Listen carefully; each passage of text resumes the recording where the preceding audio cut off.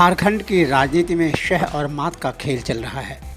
झारखंड मुक्ति मोर्चा और यूपीए के दूसरे दलों के विधायक जहां दूर छत्तीसगढ़ की राजधानी रायपुर के एक होटल में समय काट रहे हैं, वहीं इस गठबंधन के एक प्रतिनिधिमंडल ने गुरुवार को राज्यपाल रमेश बैस से मुलाकात की और एक ज्ञापन सौंपा। प्रतिनिधिमंडल ने राज्यपाल से कहा कि वे मुख्यमंत्री हेमंत सोरेन के पद पर बने रहने के मुद्दे पर स्थिति साफ कर दें। समझा जाता है कि राज्यपाल ने कहा कि वे 1-2 दिनों में स्थिति स्पष्ट कर देंगे।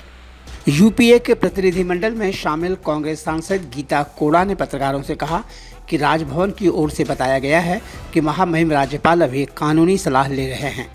प्रतिनिधिमंडल ने राज्यपाल को 5 पन्ने का एक मेमोरेंडम सौंपा। इसमें कहा गया है कि 25 अगस्त से ही मीडिया में चर्चा है कि राज्यपाल ने मुख्यमंत्री हेमंत सोरेन की विधानसभा की सदस्यता रद्द कर दी है, लेकिन राजभवन से अब तक कोई जानकारी सार्वजनिक नहीं हुई है। राज्यपाल को सौंपे गए ज्ञापन में कहा गया है कि आपके कार्यालय से एक खास तथ्य के लीक होने की वजह से झारखंड में अस्थिरता का माहौल है। राजनीतिक जगत से लेकर प्रशासनिक जगत तक में अनिश्चय की स्थिति है।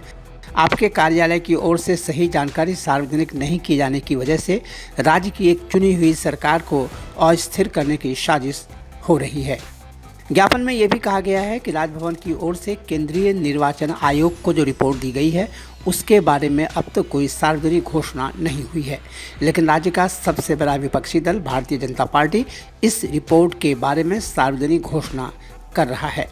इसी आधार पर वो मुख्यमंत्री हेमंत सोरेन का इस्तीफा मांग रही है।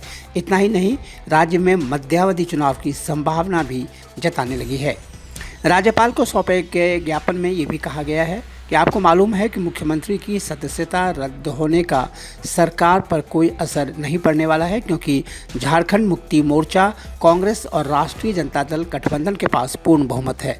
इसलिए बहुत भारी मन से हम आग्रह करते हैं कि निर्वाचन आयोग की सिफारिश पर राजभवन ने जो निर्णय लिया है उसके बारे में स्थिति जल्द से जल्द स्पष्ट करें।